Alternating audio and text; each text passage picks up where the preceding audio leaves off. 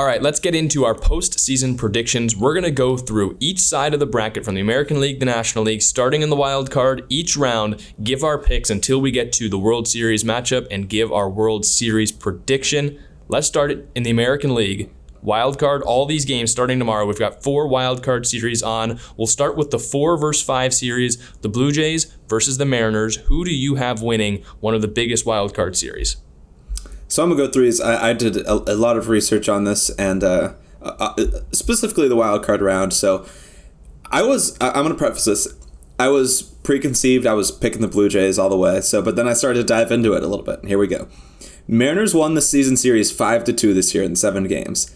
The Mariners pitching, Castillo in his last 5 starts hasn't been too great. He's going to be starting game 1, and he was beaten by the Blue Jays this year, so that goes advantage Blue Jays. Robbie Ray, I mean, you know the Blue Jays have that familiarity. He had a start against them this year, but he's 0-4 in their last 5 starts. So that's your 1-2 kind of coming into your last few starts, struggling into this postseason series.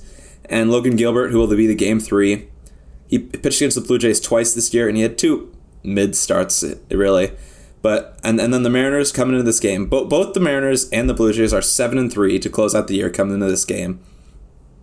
And then I'm going to get into the Blue Jays pitching before I make my pick. Alek Manoah, he pitched against the Mariners, and then Kevin Gausman, who will go 1-2, also pitched against the Mariners. Manoah went 7 innings, 2 runs, 3 hits against the Mariners this year, while Gausman went 5 innings, 2 runs. So kind of give it a toss-up there between the 1 and 2 on each side. But Robbie Ray and Luis Castillo coming and struggling a little bit. So like I said, I was going to pick the Blue Jays, but it was tough after breaking it down. I think the numbers might point to the Mariners just a little bit, but I'm sticking with the Blue Jays at home. I give them that advantage, and I think I'll take in a game 3 if it gets there. I would take the Blue Jays at home over Logan Gilbert, whoever they decide to go with, whether that's Stripling or Barrios. I think I'll take the Blue Jays in that one. Yeah, I was in the same boat as you, where there's a lot of things going back and forth where you're like, this could be a good thing for the Blue Jays, but this could be a good thing for the Mariners. There's just a lot of unknowns, and the biggest unknown for me is playoff experience. There's really no one on either of these 2 teams outside of like George Springer who has legitimate, substantial playoff experience. Obviously Scott Service of the Mariners, they haven't made the playoffs in a very, very long time. People forget, I think, right now that the Blue Jays fired their manager midseason, so there's not a whole lot of leadership experience for the postseason.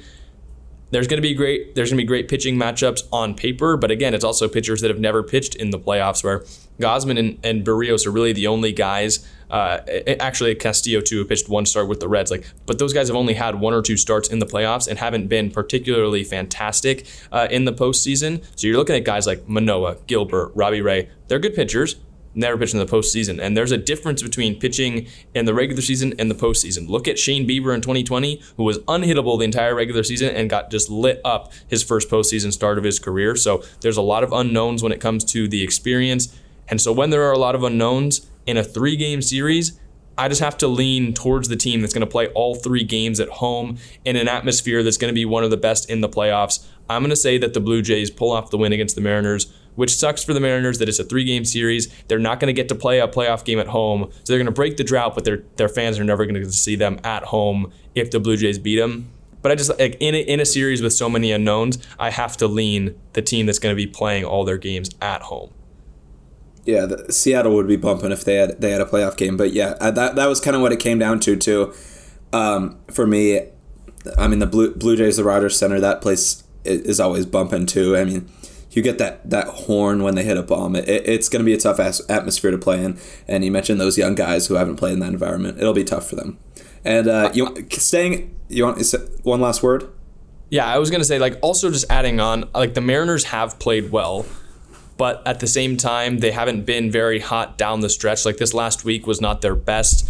They didn't compete all that well with the Detroit Tigers. And I have some questions about their lineup, whereas the Blue Jays, I know their lineup can explode. They've got guys who can absolutely hit the crap out of the ball.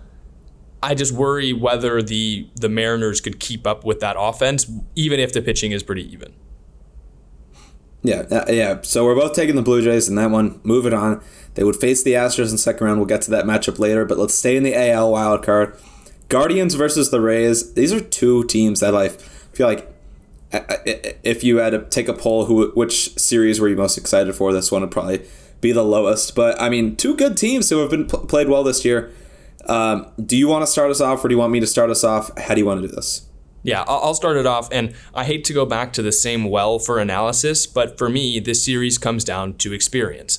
I mentioned this a couple weeks ago where I said, if you're the Guardians, the team you least want to face, I think, in the wild card is going to be the Rays, because the Guardians, the youngest team in baseball, really have no playoff experience outside of Terry Francona and Jose Ramirez, who were on the team that went to the World Series.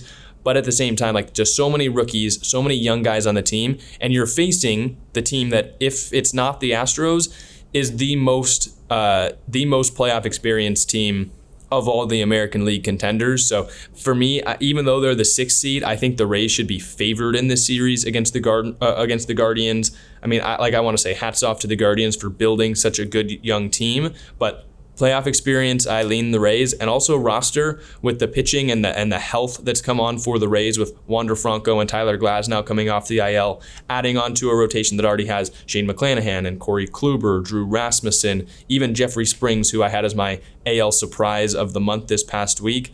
I just feel more confident in the Rays lineup in general, and they just have more playoff experience that I'm more confident in them coming in to a 3-game series in the wild card. I just think they know what it takes to win in the postseason, and Kevin Cash will mix and match as he needs to beat the Guardians. And also, as I mentioned, Shane Bieber, Tristan McKenzie, you just don't know what you're going to get out of them in the postseason, whereas I think I know more of what I'm going to get from the Tampa Bay Rays. Yeah, so I want to tell everyone, but we didn't tell each other our pick predictions before this, so this is all coming as a surprise to both of us as we pick these. And I'll get into my pick. I had the Guardians winning this series, and all of me, I was gonna go the Rays, and I honestly was maybe even considering the Rays in the championship series, but I went the Guardians here, and it came down to looking at these matchups, looking at how these teams are playing going into the playoffs. The Guardians won the season series 4-2 in 6 games played. And the biggest thing for me that kind of turned me away from picking the Rays is they finished 2-8 in their last 10 games. They got swept by the Red Sox, who finished last in the AL East in their last series of the year. So they're not coming in that hot, while the Guardians are 7-3. And momentum, that's one of the biggest things in the playoffs. And we saw the Braves just last year. They were not the best team in the playoffs, but they got hot at the right time. That's all what October is about. It's not always the best team. It's about how you're playing, just series to series. And this one, I mean, the Guardians pitching, Shane Bieber, you're right about the playoffs experience, but this year he had one good start and one decent start against the Rays this year. And then Shane McClanahan, the Rays ace, he's had 3 straight mid to bad starts to finish out the year. So I'm going with the Guardians momentum. Also at home, so I give an outfield for that, advantage for that, playing at home. And then I wrote down a note here. I said the Rays will probably win just because they're always good when no one expects them to. I say this all the time. I have no clue how the Rays are good with the roster that they have, but I'm going with the Guardians just because of their momentum and then the home field advantage. I'm taking the Guardians to advance. So you mentioned the Rays going 2-8 down the stretch, and that kind of piques my interest a little bit because they dominated the Red Sox all year and then randomly just got swept by them at the end of the year. We mentioned in an episode a couple weeks ago that teams that were fighting for the American League wild card, since it was just the Blue Jays, Mariners, and Rays had already clinched the 3 spots. It didn't matter what seeding they were going to end up with. And we mentioned if you were going to play as a wild card, you'd kind of rather have the 6th seed. Is there any thought in your mind that the Rays did that to face the Guardians instead of having to play either the Mariners or Blue Jays? No. I mean, they had finished 4 games back, and the Mariners, who also had a bad series against the Tigers, I believe they lost that series, or 2 or 3, maybe a split, I can't remember, against the Tigers to finish out the year. So, I mean, they finished 4 games back.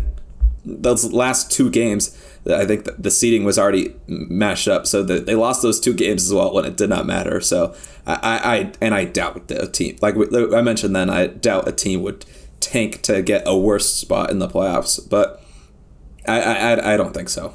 And, yeah, well, and even if you do get swept, you're still 2-5 going into that in your last 7, so still not playing great. No, I totally understand that. And while this may seem like the least interesting of all the wildcard series, it's one I'm going to have my eye on for sure. I believe it's the one that kicks it off as well tomorrow at around noon, 12:30. So I'm definitely going to have my eyes on that one. I believe that's on ESPN. So tune your TVs, check out that one. I think Game 1 could really decide that series because you're getting both aces. You're going to have the two Shanes, McClanahan and Bieber, going out there. If Bieber can pitch well, he sets the Guardians up in a very good spot. Also, I mean, those are two teams with pretty good bullpens. You're not touching Emmanuel Clase in the playoffs. So if Bieber and McKenzie can put good starts out there, I would definitely lean the Guardians, but I just have questions about Cleveland's experience in the playoffs. I'll let you start it off for the National League. We will start again with the 4 and 5 squads. The 4-seed Mets taking on the 5-seed San Diego Padres in the wild card round. All 3 games played in Citi Field in New York. Who are you going with and why? So first thought is definitely the Mets. I mean, they won 101 games. They were a game away. They ended up tying with the Braves. The new rule, there's no game 163. We talked about that yesterday on the phone. But so you really want to pick the the Mets here just because, I mean, obviously the better season that they had. But diving into this, the Padres win this season series 4-2. And the Padres pitching has dominated the Mets this season. Yu Darvish just won Pitcher of the Month, by the way, by MLB, not our awards, but MLB gave him Pitcher of the Month. And in 2 starts versus the Mets this year, 14 innings pitched and 1 run. He went 7 innings, no runs, and 7 innings, 1 run. And Blake Snell had a great second half. But you also have got the Mets pitching staff. Scherzer, 6 inning pitch, 2 runs versus the Padres this year in his 1 start. He had a good last 5 starts, except for that Braves start. And then DeGrom, he had a bad last 5 starts. He was my surprise of the month for the National League because of how bad he's been recently. He didn't start versus the Padres. Both these teams are 5-5 in their last 10 going into this. So, I mean, the numbers, they're compelling to pick the Padres just because the way their pitching has performed down the stretch and the way their pitching has performed specifically against the Mets this year. So I picked the Padres to win. And I think if you get down to it, I think if the Padres just... It's either going to be a Mets win 2-0 or the Padres are going to win in 3. Because if the Padres take one of those games against Max Scherzer and DeGrom, I would 100% like the Padres to win a Game 3 and where it's probably Musgrove versus Bassett. I would like Musgrove in that matchup in a Game 3. So I'm taking the Padres. Who do you think they're starting Game 2? DeGrom. No, who do you think the Padres are starting Game 2? Because I think is Musgrove not starting Game 2? It's not announced, but I would think it's Snell just the way he's pitched recently. I don't know. I think I would assume that they would go Musgrove in Game 2, Snell in Game 3, considering like Snell's not going to go quite as far, so you might want to get the longer start from Joe Musgrove. I don't know. That's an interesting one, whether they want to mix up righty-lefty. I assume they would go Musgrove Game 2, but bold pick. I'm glad that you went with the Padres because I really went back and forth the entire time before settling on the Mets. A couple reasons I did so was, just the Mets, they won 100 games. The Padres didn't. Like, the Mets were a better team in the regular season, proved it day in, day out. I think people are down on the Mets because they just lost to the Braves, lost the division to the Braves, but they're still a much better team than the Padres were in the regular season. And also just the fact they're going to be at home, the fact it's a 3-game series and 2 of their starts are going to be Scherzer and DeGrom, and then also Edwin Diaz out of the bullpen, I think is a more safe closer option than what the Padres have in Josh Hader, who has been up and down. He's up lately, but still, when there's that little hint of blowing games in your past, it can always creep up at the wrong time. I think the way I looked at it is, yes, the Padres did play the Mets well this season. I think you mentioned it. They won 4 of 6 against the Mets this year. But all those games were played without the Mets having Jacob deGrom. And so in a 3-game series, when you bring deGrom back and he gets to start one of the games, I ended up going with the Mets. If this were a 5-game series, if this were a 7-game series, I might lean the Padres because I think that they might be a little bit deeper in the rotation. But I had to go with the Mets. They won 100-plus games. They're at home where they had a .667 win percentage this year. Scherzer and DeGrom, like if those two guys pitch well, you're winning games 1 and 2, and you're moving on. But if you're the Padres, you just need Manny Machado and Juan Soto to just go crazy. That's what you need, because I'm not sure how much production you're going to get from the rest of the lineup. We've given 3 picks already, and we're already differing on 2 of them. This is going to be a fun rest of this episode. Let's stay in the NL. Cardinals-Phillies. This one was pretty easy for me. The Phillies did win the season series 4-3, but I went with the Cardinals. The Cardinals are just the better team on paper. They were kind of hot. Lost a few late in this. They lost a series to the Pirates. Another one I had in series locks that kind of screwed me down in the last week. But I would not. I also want to say I would not be surprised if the Phillies win this. But my concern is you'll probably have Wheeler. I think it is Wheeler going game 1. And then Aaron Nola will have to be on 4 games rest, which I don't think he's ever done in his career, to come into game 2. So, I mean, we've talked about previously. Wheeler Nola, that can compare with almost any 1-2 punch in the major leagues. And the Cardinals are throwing Quintana and then Miles Mikolas, who have been good against the Phillies this season. I think that's why they ended up going him. And then you get lefty-righty. Quintana's actually been very great down the stretch, but I'm taking the Cardinals. They're just the better lineup on paper as well, and I'm gonna go with the Cardinals. I think if you win one of those starts against Aaron Nola, I like them also to win or against Nola or Wheeler. I like them to win game 3 against Ranger Suarez, who's already announced to throw that one as well. Yeah, I've become more confident in the Cardinals over the past month. That being said, I did heavily think about the Phillies in this series because it's a 3-gamer and really anything can happen. I think that opens the door for some more upsets.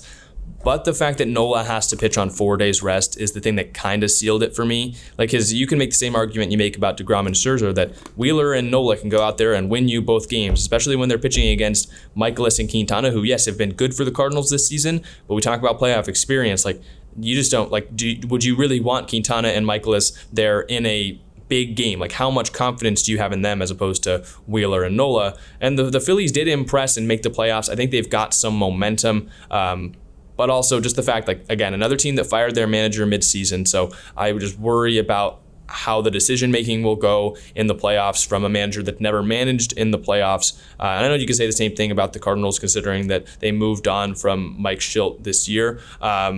I don't know. There's a lot of things that went into my thinking for the series, but I had to go stick to my roots. The Cardinals are a team I've been confident in this past month. They've got the 2 leading MVP candidates in the National League, and they've got more experience than the Phillies. So I'm going with the Cardinals in this one, although I had to think about it a little bit more than I expected to. Yeah, we agree on that one after we go with 2-2 and agree and disagree in the wildcard round. Let's move on to the division series. Let's swing it back to the American League. Let's start with the one that we had the same picks in. Let's introduce what it sets up for each of us. Yes, okay, sure. For me, it's Astros, Blue Jays in the American League, and then the other one would be Yankees versus Guardians. And then National League, we both have Cardinals versus Braves, and then Padres versus Dodgers for me. Yeah, I've got Dodgers versus Mets in the National League with Braves and Cardinals, and then the American League, I've got the Astros and the Blue Jays and the Yankees and the Rays. Yeah, so let's keep it in the AL, or swing it back to the AL rather, and go with the Astros Blue Jays, which is the one we have the same with, so we'll start with that one. This one, another one on paper, it's like the Mets one. Astros were the better team this season, but diving into it, the Blue Jays won the season series 4-2, and this one I decided to go game by game, just because when you get into a second round where one team, the Astros, will have their 1, 2, and 3 starters going, whereas the Blue Jays will have to swing back from another series. I went game by game, thinking of who the probable pitching matchups would be. I ended up with the Astros still. I think the Astros are going to win this series in 4 or 5 games. I think I gave the Blue Jays a chance. I think it's possible that they win game 4, but in game 5, you would have Verlander coming back at home, probably the Cy Young winner this year. So I gave them the advantage in either 4 or 5 games, but I'm going to go 4.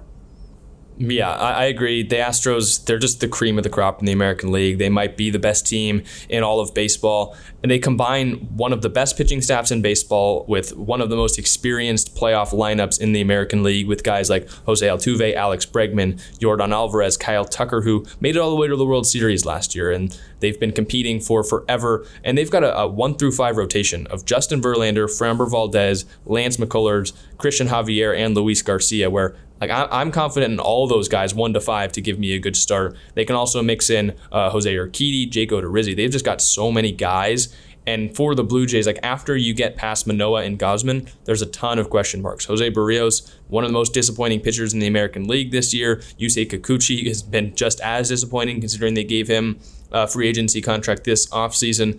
And when you're matching Justin Verlander with one of those guys, just how confident are you going to be in going up against the Houston Astros, who also have home field advantage and they've got a good lineup who is more playoff experienced. I just think it was a tough break for the Blue Jays that this is who they match up with in this round. I think they could have had a shot at the Yankees, but for me, I just think the Astros match up pretty well with the Blue Jays. And when they're coming off of a bye at home, throwing their better pitchers out there, I don't know. I think the only really way the Blue Jays can win is if their lineup neutralizes the Astros pitching and level the playing field. I mean, they went 4-2 against Houston this year, but just the circumstances being at home, off a bye, facing the lower parts of the Blue Jays rotation just doesn't make me very confident in Toronto.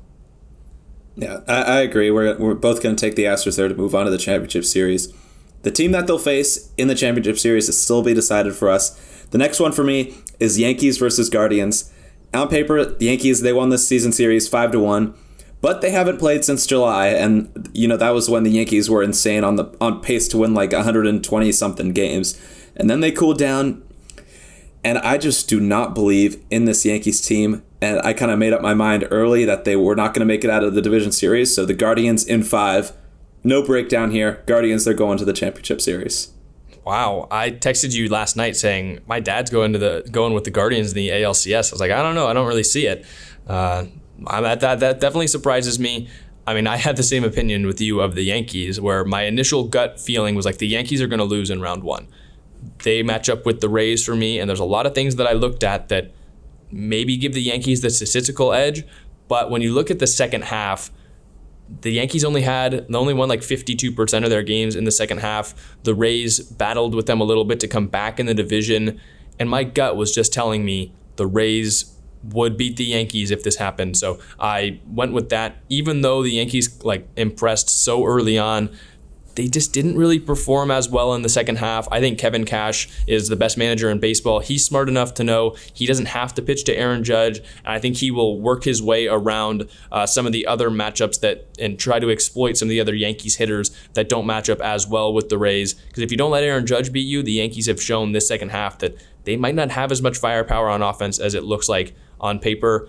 The other thing, I think this series, for me, even though I think it's going to be close, I don't think the Yankees lose in 4 or 5 games. This one could go all 7. And the key is going to be Garrett Cole. This is a 5-game series. Yeah, that's what I meant. But I think it's going to go down to the wire. It might go all the way to a game 5, even like a late Rays win. The key for me is Garrett Cole.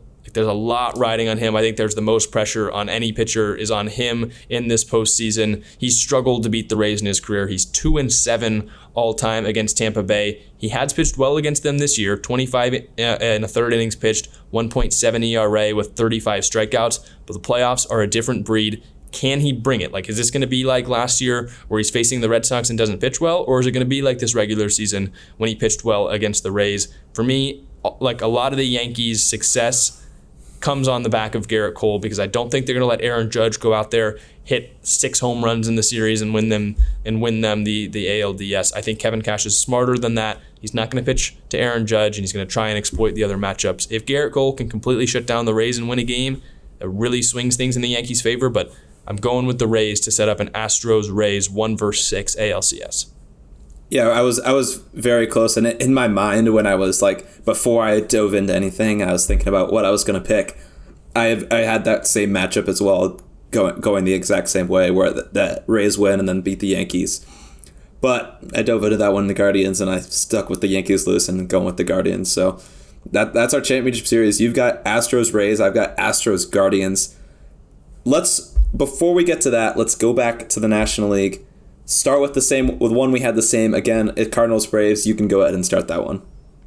Yeah, so I wrote my notes in a kind of sequential order, talking about the Dodgers first and then talking about the Braves, since the Dodgers are the 1, the Braves are the 2. So, I wrote down same with the Dodgers, but so I don't want to spoil my pick, but I can't see the Braves losing their first playoff series of the year. They were so good last year in the playoffs. They were so good this year in the regular season. One of the hottest teams in the second half. I think they've got a lineup that can terrorize the Cardinals pitching. I think they have better pitching that's going to be also coming off a bye, like we said about the Astros. And the Braves won 4 of 7 against St. Louis this season. Very good record at home. 5-game series where you're throwing out Max Fried, Spencer Strider, Charlie Morton, all those other great pitchers that the Braves have. I really think the Braves are going to win this one. Yeah, I didn't write much analysis for this one. I've got the Braves as well. They come into the series hot, riding a high, winning the division. I think that's going to carry them onto the championship series. All right, moving on to the other one. I've got Dodgers versus Mets. You have Dodgers versus Padres.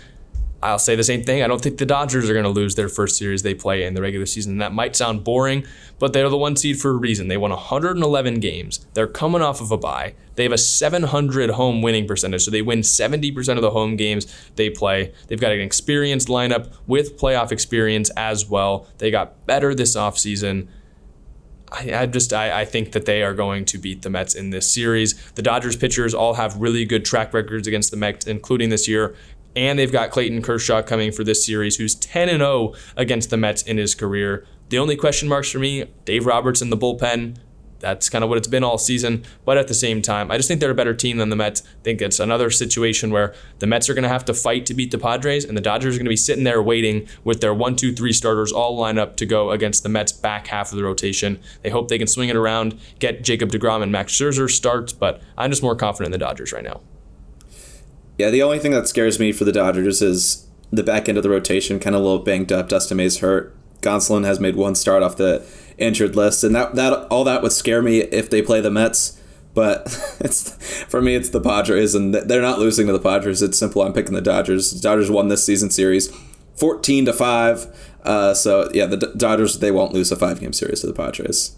Did you go with the Padres over the Mets just so that the Dodgers would have an easier matchup in round 1? No, I did not consider that at all. I completely honest with my pick of the Padres. And yeah, I do want to see that matchup too. There's no chance that the Dodgers would lose a series to the Padres because, it is true what they say. Like, the Dodgers are literally just the Padres' dad. They just beat up on the Padres whenever they want. It's not a rivalry, but I still think it would be a good series. The Dodgers could probably win a game, or the Padres could probably win a game, maybe 2. I'm not sure, but I'm not confident in the Padres' back half of the rotation going up against the Dodgers' front half if that happens. For me, let's start with the championship series. I've got Astros and Rays and the Dodgers and Braves. So I've got 1 versus 6 and then 1 versus 2 in each side. The 1 versus 6, it's Astros Rays. The Astros went 5-1 against Tampa Bay this regular season. They'll come into the ALCS off an easier divisional matchup, I think they'll be able to handle the Blue Jays better than the Rays will be able to handle the Yankees. I think the Rays will have to fight for that win. So the Rays might come into the game more battle-tested, but I just don't see them hanging around in a full 7-game series against Houston. I really think the Astros can win it in 5 games. Maybe it takes them 6, but I'm feeling pretty confident. Justin Verlander, the Rays have not seen Justin Verlander since 2019. And on the other hand, Shane McClanahan went 0-2 versus Houston this year. So I think that the Astros have the pitching matchup, the unfamiliarity that the Rays will have with Justin Verlander, who they haven't seen in 3 years, and Shane McClanahan, who just has not pitched well against Houston. I'm pretty confident the Astros are going to make it to the World Series, as I have been since the midpoint of the season. Yeah, I was the same way. Astros Guardians. The Astros, much better team on paper. The Guardians would come in this scenario a little in over their head after 2 hard-fought series, kind of a little banged up. I'm also taking the Astros in 5 in this matchup. All right, let's get to the National League Championship Series. I've got the Dodgers and the Braves. You also have the Dodgers and the Braves. Series of the playoffs. Like, the Giants are the Dodgers' rivals, but these are maybe the 2 biggest playoff rivals in baseball right now. For me, both my championship series are, I think, the 2 biggest playoff rivals at the moment, with the Rays and the Astros and the Dodgers and the Braves. Because, last year, the Braves knocked off the Dodgers after the Dodgers were depleted after their series against the Giants. For me, this came down, again, to circumstance. Unlike last year, I think the Dodgers come into this one relatively fresh, which will be different than last season. They also, last year the Braves had Freddie Freeman and the Dodgers didn't. This year the Dodgers have Freddie Freeman, who they took from the Braves. There were some other key differences. I mean, the Dodgers will be without Walker Buehler and Corey Seager, who are some of their biggest postseason performers of the past couple of seasons. But you do get Clayton Kershaw back, so it's not a wash. I think the Dodgers are still in a better scenario than last year, but the Dodgers will have home field advantage, unlike last year. I think they win this game. It might have to take all 7, could be 6 or 7 game series, but I think the Dodgers pull it out. If you're the Braves, the big key is Ronald Acuna Jr. He will have to play differently than he did in the regular season, where he was only a 114 WRC plus. They'll need him to echo back to a couple years ago, last season before he got hurt, where he was just off the walls, one of the best players in baseball. The Braves need him to return to some semblance of that elite outfielder form, or else I don't think that they can beat the Dodgers. Yeah, so it was interesting. I was doing my notes for this one, like literally this exact series, and I get a text from my friend who's a Braves fan here, and he texts me. He says, "Are you superstitious when you're picking in the playoffs at all?" I'm like, "What do you mean?" He was like, "I refuse to pick the Braves to win the World Series." He said, "I'm picking the Dodgers." This is while I'm filling out. As a Dodgers fan, I was going to pick the Dodgers to win, and so I was like, "Oh shoot!" Like I never thought about that. So then I start thinking about it. I'm like, all right, I'm not going to just pick against the Dodgers or just pick for the Dodgers. So I tried to clear my mind. I tried to be as impartial as possible. The Dodgers won the season series 4-2. They played 6 games. The Braves do come in red hot, like I mentioned in the previous series. And so I broke it down kind of piece by piece. The Dodgers have greater than or equal to starters. I think the Dodgers starters ERA has been a little bit better this year, so they've performed a little more. But like I said, the back in the rotation, the middle of the series, they'll be a little banged up, so question marks. And then you get into the bullpen. With the bullpen, the Dodgers bullpen has also been a little bit better this year, but the Braves bullpen has chances or has opportunities kind of to be shut down. I mean, you got Kenley Jansen, who is always a question mark, it feels like. I know that firsthand. And then the Dodgers, I think they have a better lineup. So start thinking this down. I was like, am I superstitious at all? I said no. Dodgers also in 7. I just think I think they're still the better team, and I think the Braves, I mean, the momentum that they saw last year maybe can happen again. I think they've been coming in red hot so far, so I think that can maybe carry them, but I'm taking the Dodgers in 7 to set up the rematch that I've been waiting for forever. Astros and Dodgers in the World Series. Yeah, let's wrap it up with our World Series predictions as we kind of wrap this episode, take it to an end. Astros, Dodgers, just going to give my pick.